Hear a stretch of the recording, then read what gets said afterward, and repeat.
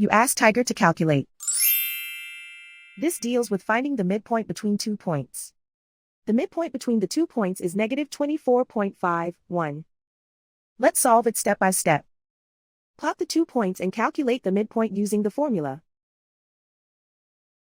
The coordinates of point 1 are, x1 equals -13, y1 equals -3.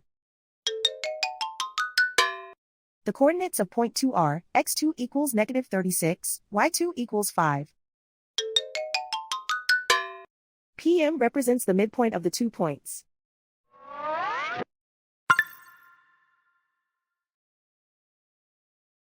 Use the x values in the midpoint formula to find the midpoints x. x1 equals -13. x2 equals -36. Simplify the arithmetic.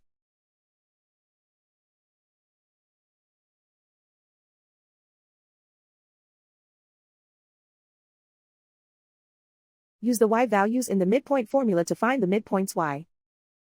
y1 equals -3.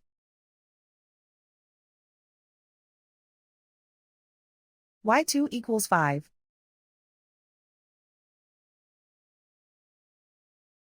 Simplify the arithmetic.